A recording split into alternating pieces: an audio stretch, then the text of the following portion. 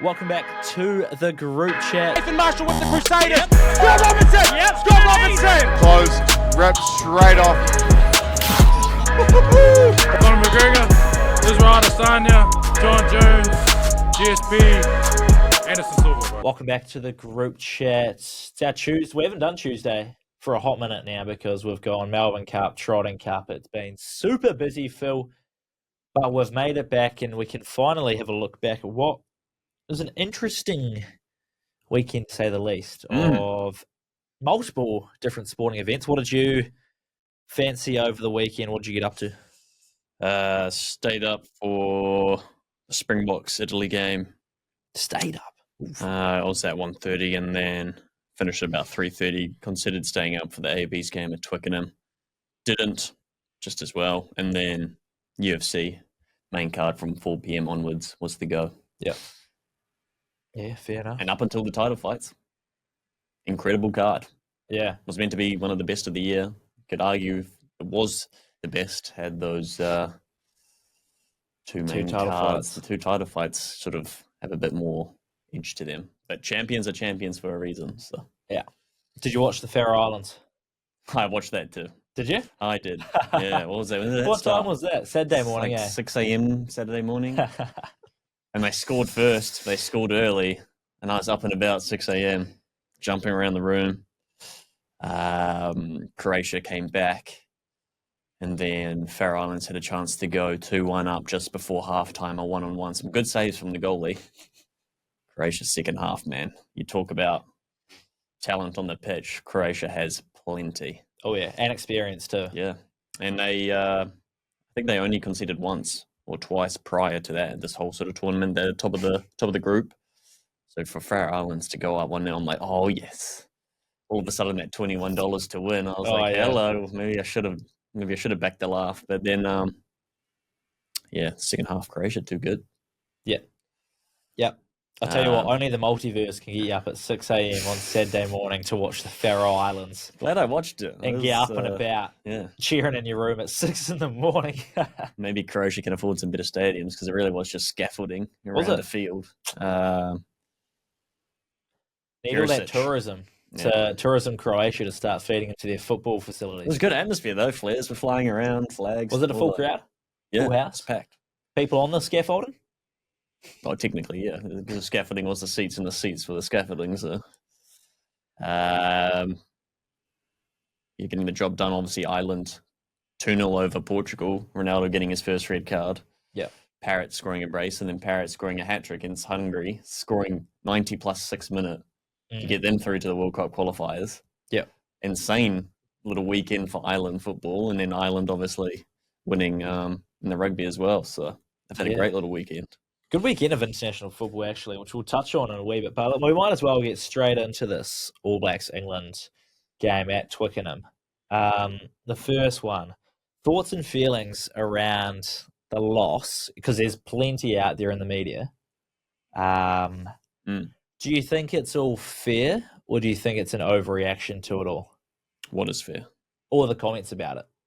Because there is plenty of negativity, plenty of negative comments around the team, the coaching, the loss, the lack of improvement, the lack of direction, just a lack of everything. Do you think it's all fair, or do you think it's an overreaction?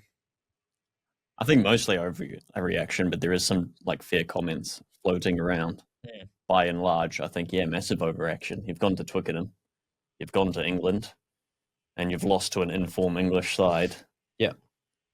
Don't think you can be too upset about that. It's meant to be a challenge. It's meant to be tough. And if England are the better side on the day, they should be winning, and they did. So, but again, I think it's probably the way in which they lost. You get up to a 12-0 lead, and then all of a sudden there's 24 unanswered points.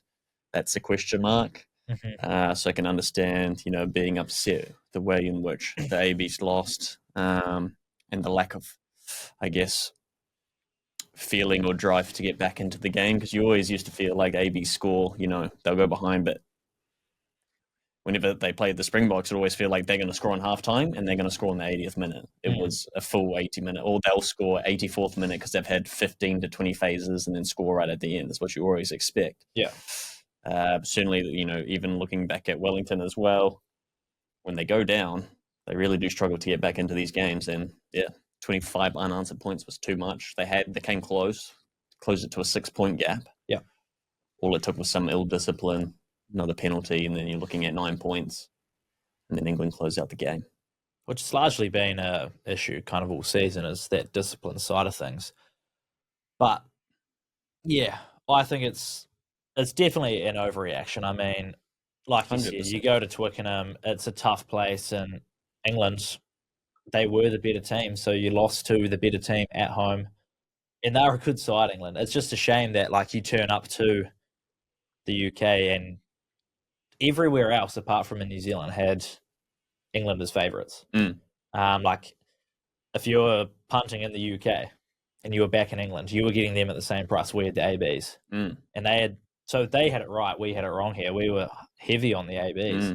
And they were just the better team. But, yeah, I don't like all the reaction and all the negativity in the media. I mean, yeah, there's been a couple losses. Yeah, it hasn't really felt like you've taken that step forward or are one of the top 2-3 sides in the world, like we usually are, and as fans you've come to kind of expect. But it's so harsh, and people are so quick to just jump on the negativity train and just ride it, talk about it, and I'm kind of sick of it all. Like, well, of course, yeah, and it's been something even almost prior to the World Cup, even started the last World Cup, and it's carried on even with a new set of coaches. So obviously there's a lot of emotion, but I think it's a good thing for rugby when you're going to Twickenham and you're losing. I think it's meant to be that way. Obviously, everyone maybe expecting a little bit of a closer result. Yeah. If you're not performing on the day, and then there's discipline. I mean, there was 13 cards over the autumn series this weekend. 13 cards, 2 of which were red. 13 cards in 5 games. Seems like there's ill discipline around the park. Is that players trying to adjust to the Northern Hemisphere style of refereeing and officiating the game, or is it the referees being tighter on stuff, or is it just on the players? Just probably both, and also the TMO coming in. I mean, South Africa have had back-to-back straight reds coming from the top, the TMO. So it's all around the park. It's the way the North referees the game. It's also players doing things they think they're not going to get caught up for, and they're getting caught now. So it's a multitude of reasons, and it's 13 feels a bit too much. That's plenty. In 5 games. I think it's so that's averaging more than 2 cards a game. A bit too loose with the pocket, maybe.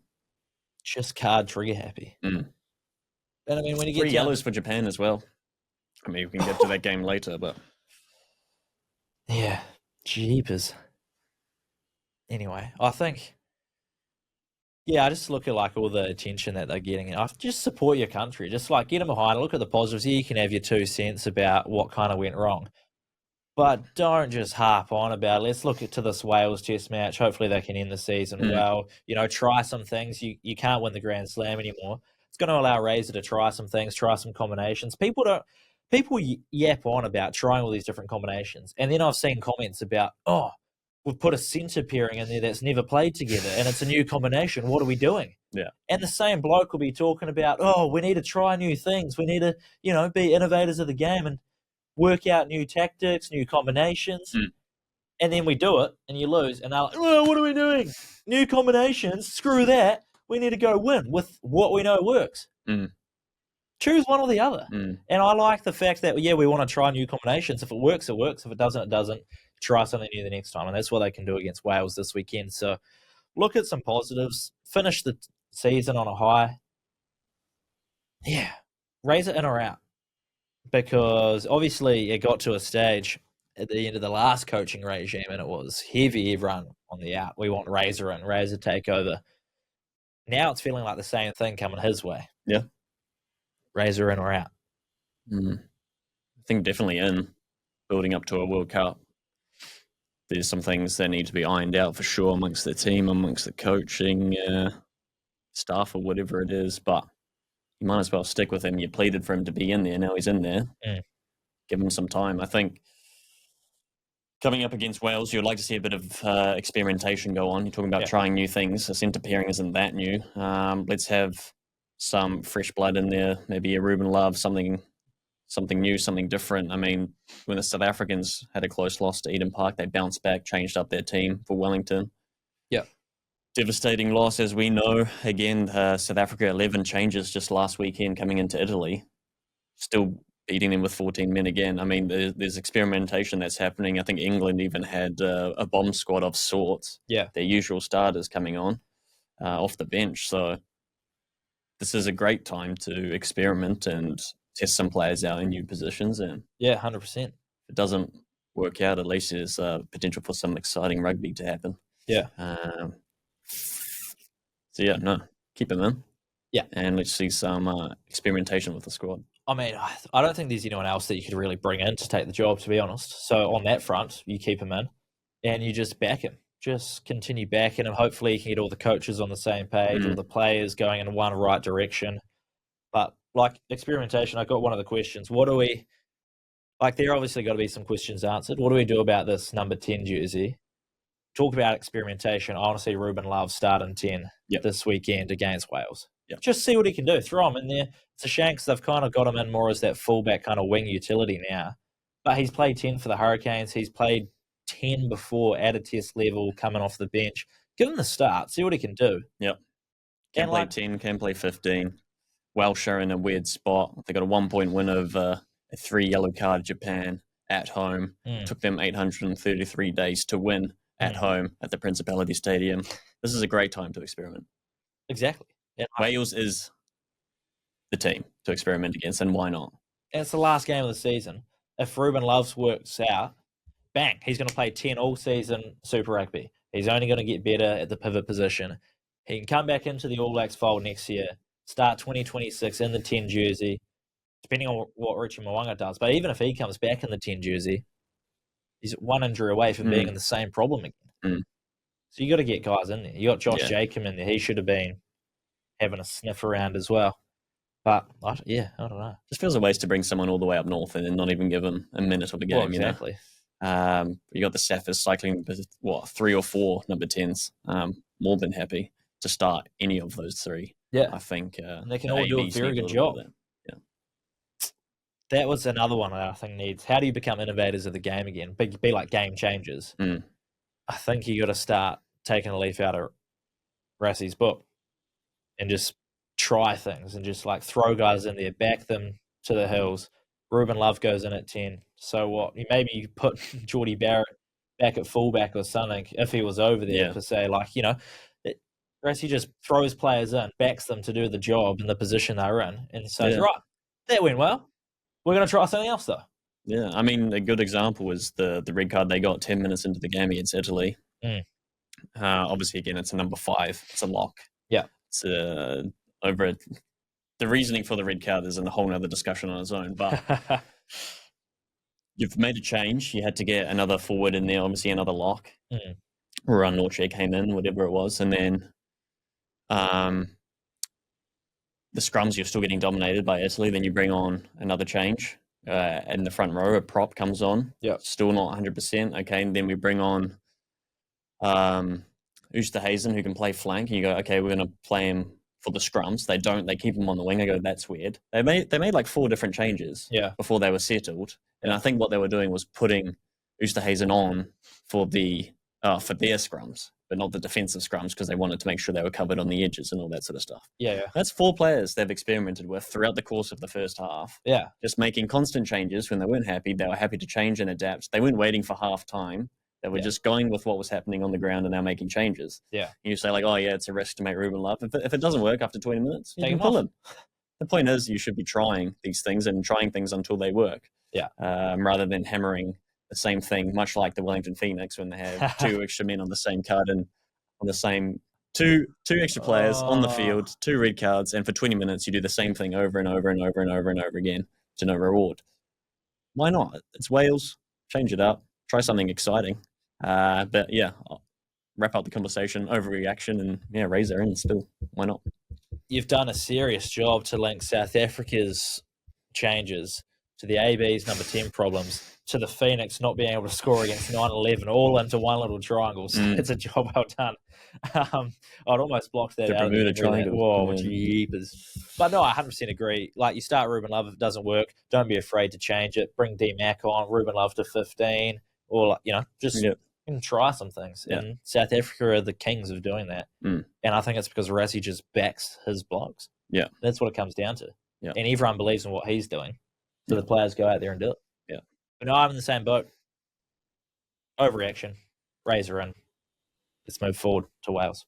Try something new. 100%. Did you want to talk about those cards?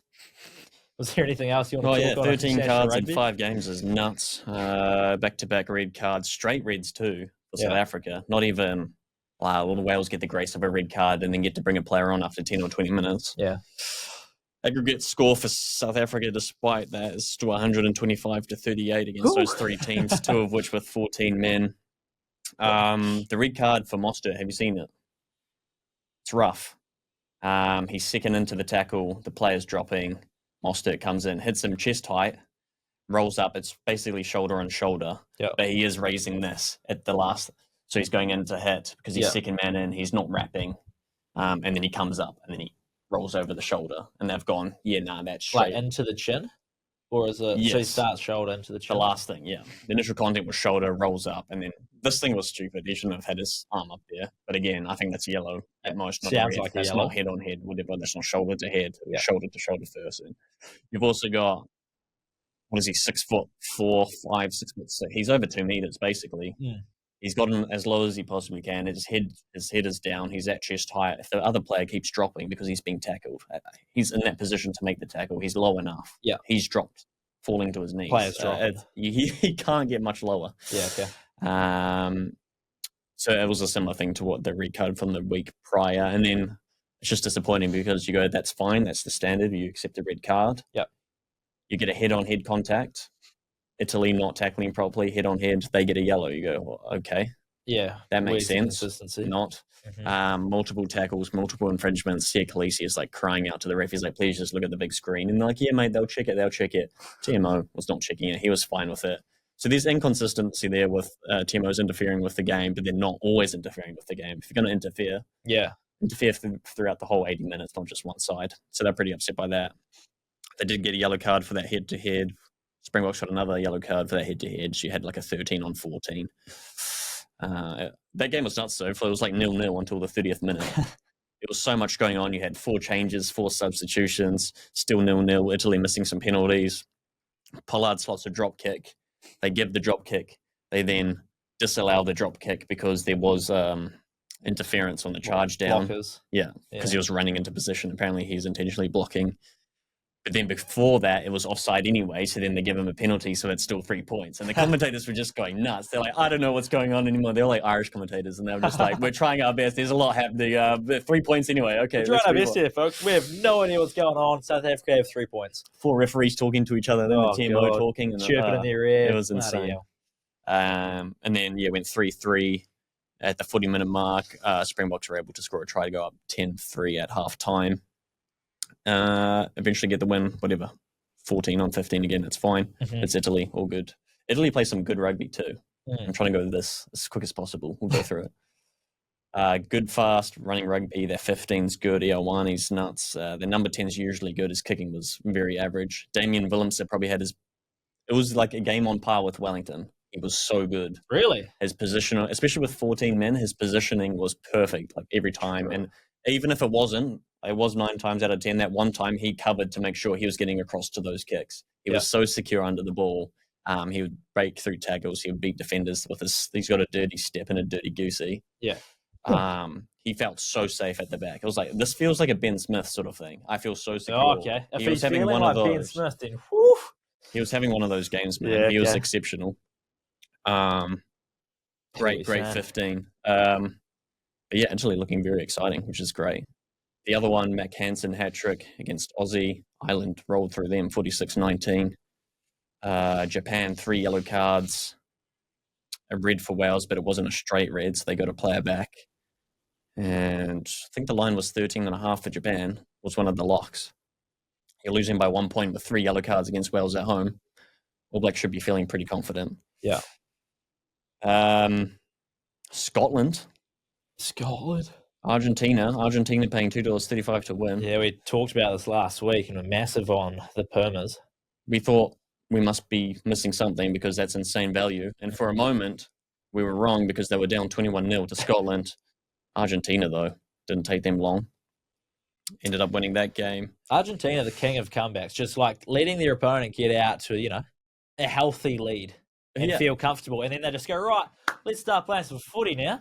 And we'll go and win the game in the die moments. Never say die sort of attitude by Argentina. Maybe something that ABs are missing is they never say die attitude. They always fight back and they always make it a close contest. Yeah. What was the end score? Like 33... In Scotland? 33-24 or something, was it? Ooh, so what, 21-0? And then you're 21-0 down. Oh, Scotland score 3 points. 3 points for your 33. That is class. Go the Pumas. What about this Japan game? What happened with the 3 yellow cards? I think it was just like infringements at the rucks and at the malls, stuff like that. Yeah. But three is crazy. Yeah. Were there any penalty tries given, like for them, or no penalty tries? What the heck?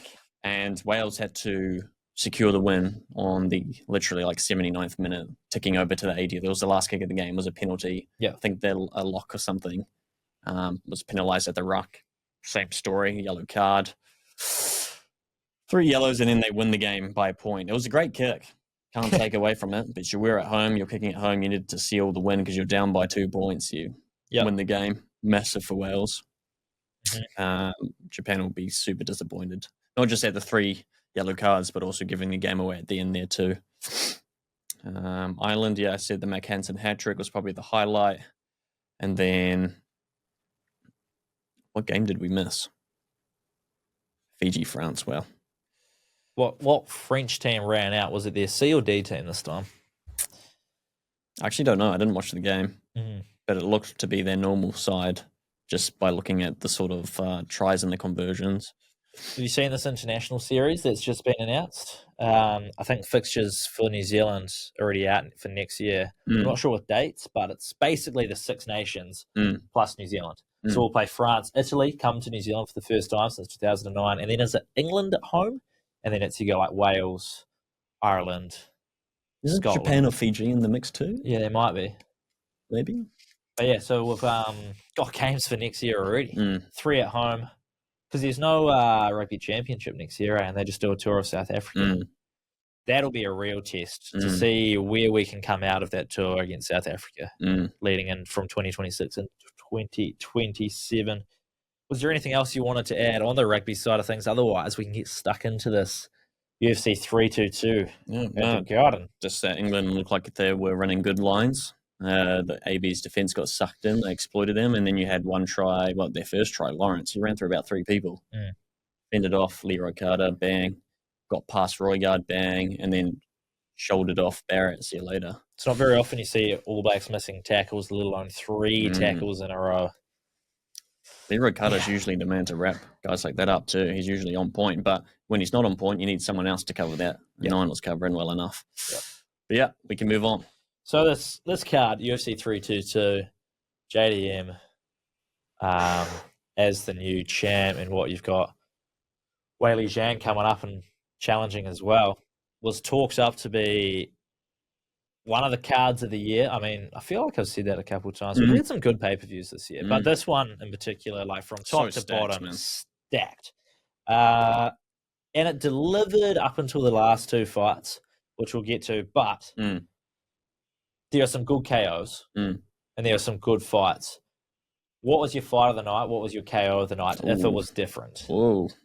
That's really hard. Isn't it? Because I've got some of the KOs written down here because there were some goodies.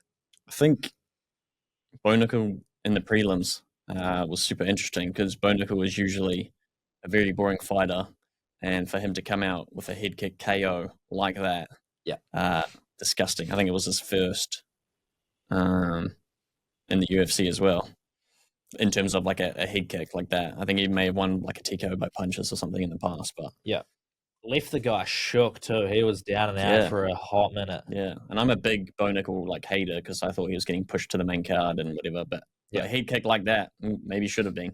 Well, he's working his way back there. Yeah. Did you hear him after the fight be like, "Oh, I heard you guys booing, and then you're cheering. Pick one. I don't care which one. Just pick one. Yeah. Love me or hate me. I don't care. Pick." Hate the fight, a good finish. The first three of the main card, exceptional. Round 1 knockout, round 2 knockout, round 1 knockout. The BSD fight in particular was super strange. Ben versus Ben. Dariush got the early leg kick. BSD dropped to the floor, and you go, oh, Ben's going to get a 5-second knockout here. He goes to finish. BSD steps up, hooks him. Uppercuts and then hooks him, and then drops Ben straight to the floor. Ben didn't know what happened. Dariush is looking around like, what? No, I'm fine. Your face landed flat on the octagon. You got rocked. Yeah. I did watch that. I didn't see the fight. I was kind of coming in and out, but I saw the crazy. And it was flash KO on Twitter. It was done in 16 seconds. 16 seconds. The first leg kick was crazy. Oh, it dropped him straight away. Knocked BSD down, and as he gets up, it's boom, boom, face plant. Disgusting. Crazy. Obviously, Carlos back to his best and doing what he does, giving Leon Edwards, former champion, his first ever KO loss in his career. That's significant. That's quite the little accolade to have, I think, because there were question marks if he was able to do it. He's been a bit hit or miss bouncing back from his loss, but now he's got back-to-back KOs. It seems back to his best. This guy's just different gravy. He must have some power in that left because the punch, he gets through and he's long. He reaches Leon Edwards. He just knocks him on the chin or the nose. It's like his strong jab almost. Yeah, because it wasn't a hook or anything. It was just coming through, and Leon Edwards just lights dropped. out. And he must have some serious power. Or he's just got hard as frick knuckles. Eyes were rolling. God damn. But I think knockout of the night, or certainly fight of the night, is Michael Morales over Sean Brady. Sean Brady is ranked number 2. He was 18-1. Morales was 18-0 at the time. Now 19-0. Round 1 knockout over Sean Brady. He was a very scary prospect, and a lot of people were backing him to get the submission over Michael. Michael got the job done. He had other plans. And in quick fashion. This guy is elite, and he should be either fighting the contender or for the belt in that division, in my opinion. This guy's elite. Who's got the belt at the moment? What's now Islam. Oh, true, because they fighting at welterweight? Yeah. I saw something about if they want to have the best entertainment, you throw Michael in there to have a title fight. But if you want to give Islam the biggest challenge, who would be next on the list? Instead of Michael? Yeah. Well, it would have been Sean Brady. He was ranked number 2. I'd have to look at the rankings. They had 2 other options, being giving Islam the biggest challenge, but if you want pure entertainment, throw Michael in there to take on for the title. I don't think you can give it to Bilal. You would have to give that a 19-0 a shot, you would think. Another valuable mention too was in the prelims. Malcolm Wellmaker, a guy's been knocking out everyone in round 1, 10-0. One of the I think it's Australian guy. He pulled out Cody Haddon. Pulled out 48 hours before the fight. Step up Ethan Ewing. He just had a fight the weekend prior. I think it was a championship fight. True. Gets called up 48 hours before, has to go do all these testings in 24 hours, then gets flown over. Where were they? Las Vegas. Goes in, gets a decision win, doesn't get knocked out, but also gets the win. That's insane. On a guy who's 10-0 and knocks everyone else out. That was a huge upset. I've got another honourable mention. Yeah. John Pork taking on Dylan Dennis in the crowd. TKO. Got him good. Dylan Dennis has been officially banned from the UFC forever. Dana White said you won't see him at another UFC event. Dylan Dennis? Yeah. Yeah, good. Yeah. I think there was someone from Islam's team. I just heard that he goes by John Pork and comes in from behind, bang, on the air hole, and then, John Pork is calling, my God. So it would probably be Shakvat Rachmanov would be the only other exciting fight there. Oh, yeah, in the welterweight division. Yeah. So you got to feel like it's Michael or Shakvat next, surely. But, I mean, Ian Gary's in the mix there. He was calling out JDM and Islam. He was saying you're so unprepared, they look pathetic, all that sort of stuff. And yappy yappa, whatever. Taporia had some similar comments. Would he he could get a sniff, maybe, if he wants to go up. That would be 2 weight classes. But he said, this was his tweet, Jack needs an entire camp dedicated to just wrestling. What a disappointment of a champion. You should go to Georgia to learn something. Islam, you need something you can't train. Emotion. You're the most boring thing in the game. Every day I'm more certain I put you to sleep. Does he fit in the mix anywhere? Because he's talking a big game. Yeah, he fits in the mix. I don't know if he would go up again, though. So what, Islam would would have to go back down to lightweight and sort him out, but I don't know if he would do that. I feel like you got to defend the bout at some point, right? So yeah, go down and sort. Do you reckon Islam at lightweight would beat? It would be an insane fight. Topuria is a great all rounder as well. I just think Islam Makhachev is the greatest lightweight of all time. So I think, obviously it would give him a much tougher match than Topuria reckons he would, because he loves himself. But what did he name himself? He's an insane. He changed it from a Matador to something else, didn't he? Yeah. Something like diabolical, where Al Matador was way cooler. Let's have a look. Because you talk about a guy that loves himself, go and changing your own nickname to something which is going to be, when you find it, so self-deluded. It's crazy. I'd love to see that fight, though, because Topuria is talking a big game. And yeah, it's a great fight, and he's probably one of the best contenders for it in terms of matchups. I mean, he's equally as well-rounded, if not obviously better on his feet. So when Islam Makhachev is a bit of a python and he just wraps you up and gets that control time, looks for a finish. Yes, he has striking ability. You would say Topuria is a lot quicker though, and packs much more of a punch than what Islam does. So it would be a great matchup. Yep. And he named himself, rebranded to La Leyenda or whatever, which is the legend. So that is why. Yeah. Oh, goodness me. Yeah. And then what? Yeah, the two main cards. I mean, Valentina put on a clinic. I had Valentina by points at 275. Nice. And we saw why Weili Zhang having to come up, probably struggled with the bigger body. I mean, even Islam struggled with the bigger body trying to submit Jack Madalena. Probably Jack deserves more credit than what he's getting for his submission defense. Not so much the takedown defense, but the submission defense was on point. Islam couldn't do it. Tried to put him in various different locks. Got out of every single one. Just unfortunate he wasn't able to stay on his feet a little bit longer, and only had 30 strikes. 18 of those significant. That's just not enough. Yeah. Just didn't do enough damage. Wasn't able to stay on his feet long enough. Islam just too quick. Some nice leg kicks from Islam too. Yeah, every time he went southpaw, every single time just chopped him up. And I think that hindered Jack a lot. Yeah. Made the takedowns a bit easier. So it was a great game plan. I just would have liked to have seen Islam get the submission, not just for my multi, but also just wrap up what was a really good main card. The Valentina one was expected with the control time and the takedowns. You expect her just to try and dominate the game, dominate the mat. Yeah. You still expect Islam to look for a finish. And he tried a couple submissions. Which, like you said, he was trying, but struggled with a bigger body. Yeah. A lot of sweat. You've probably seen this image, but this I thought was a great representation of UFC 322. Yeah. Yeah, that's how it felt. Yeah. I think that's just the perfect way to put it. It was good, man. I really enjoyed it. Those first three of the main card in particular, absolutely fantastic. Yeah, it was exciting.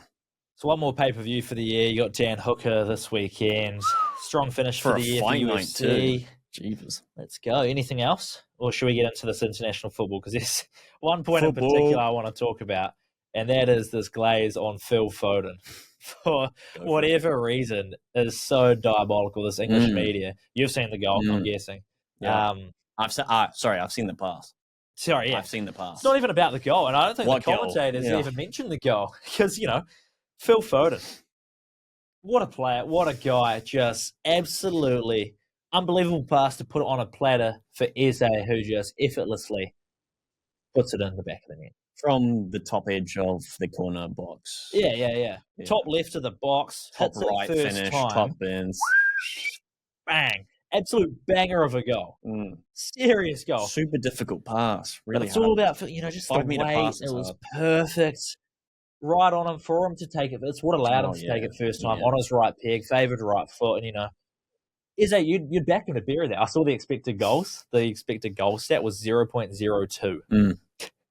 And it's like, what are we doing here? Izzy, after the game. That's anything but a blighter. It's just a pass. It's just a pass you'd expect him to make 12 times out of 10. Yeah. Are you kidding me? Yeah. And after the game, the media asking Izzy. It's not even a through ball at that. No. Like, he's got the ball just over halfway, carried well, he's looked up. It's a nice one layoff. pass you can make. It's a layoff. And it's to Izzy. Yeah. So he's made the right decision. Yes. The only decision. Yeah. And he's put it where it needs to go. Mm. There's nothing special about it. No.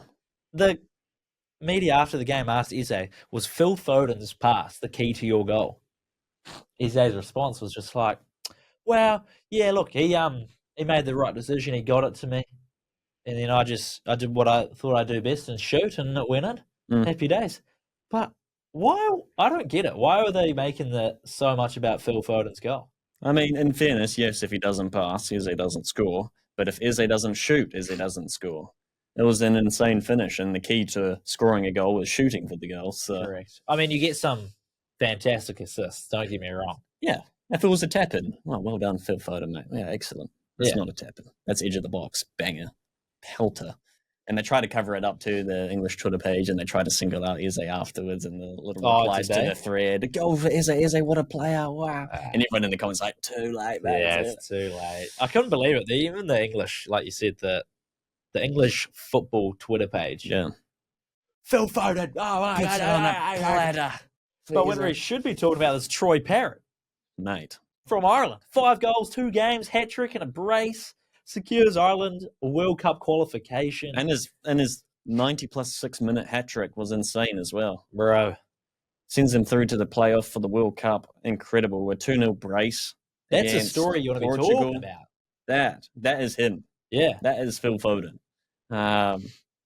If Phil Foden does that, then fair play to you. Yeah. Go and talk all you want about how much of a good player he is. Crazy. I'll tell you what, though, Thomas Tuchel, he's got this England team rolling. 8-0 in the World Cup qualifiers. I don't think they conceded a goal. That's good stuff. Yeah. Well, I mean, he's either setting the expectations severely high that when they do lose, they're going to come crashing down, he's going to get pelted, or they're actually the real deal. Yeah, I mean, but it's good, though. You're having these 2-0, 3-0, 5-0 wins over these teams. Understand it's various levels of competition. Yep. But you're not doing a 1-1 draw. You're not doing a 1-0. It's good football. You're scoring goals. Yeah. And you're defending your goal. So for English fans and for the team, it's massive. You also had Norway qualifying for the World Cup for the first time in 28 years. I can't wait to see Haaland and Odegaard. Hopefully, if Odegaard's fit, Haaland and Odegaard tear up on the World Cup stage. I actually really like their kit too. Yeah, Something about it draws the eye in. Yeah, that's very nice. It's fresh kit. So, yeah, good stories all around. Tell you what ain't a good story. Gabriel injured for Brazil. Arsenal's stone wall, the Great Wall of Arsenal, has got a wee chink in its armour. I don't know how long he's out for, but also not good for my fantasy team. I don't think it's season ending. So hopefully he's back when we need him most, because the Premier League's back. And there's no international football till next year now, I believe. Like, this was the last international break. Oh, for a praise be. So we can actually sit back and get into a good swing of Premier League action. Yeah. What was the Ronaldo red card for, by the way? So there were defenders like pushing him out in the box, pushing his back, and he just lashed out. Oh. He just had enough, and he just spun around, elbow to the chest. The guy just like, I've been hit. Rage baited him. I've been hit. And he got absolutely rage baited. And he was like, we're yellow card. And then they got upgraded to a red because of the spinning elbow for the motion. I guess that's fair, but at 41, who cares? If someone's pushing you in the back and you're Ronaldo, I'd be swinging elbows too. Probably more than elbows, if I'm honest. Screw that. I'm letting this young bloke in an international game just shove me in the back multiple times. Portugal did bounce back, though. Fernandes hat-trick. And I think the end result was 9-1 over Armenia. So they didn't miss out. Oh, Didn't miss out on Ronaldo Okay. in that game, that's for sure. fair dinkum. True. Yep. Anyway, Premier League back. Let's go. A-League back. Bosh. Let's do our odds-on recap, eh? How'd you go? All 3 locks All 3 ticks. have arrived. Shevchenko by points at 275, Japan 13.5 at $1.85, and Argentina at 235/220, depending on what time you jumped on. Yep. 3 green ticks, which is nice for a change. Beautiful. Things you absolutely love to see. I'm glad you did because I did not do well. Neither did the multiverse, and neither did. Well, Faroe Islands to score first would have been great. I wonder what that would have been. Probably more than $6. Probably more. Definitely more. Multiverse shat the absolute bed. 0 for 4. You can't. That's actually as impressive as 4-0, if I'm honest. Yeah, what happened? The points that went overs. Yeah, I had under in the New Zealand-England game, under 48.5, which went over. I had over 49 because the Bengals-Steelers last game had 65 points in it. The Bengals' last 3 games have seen all of 60 points. Their last game had 80. Both defenses are lame. They stink. Looked like it was going to be a shootout, which is what I was expecting. Touchdowns on both opening drives for both teams, and then it just turned into an absolute slog.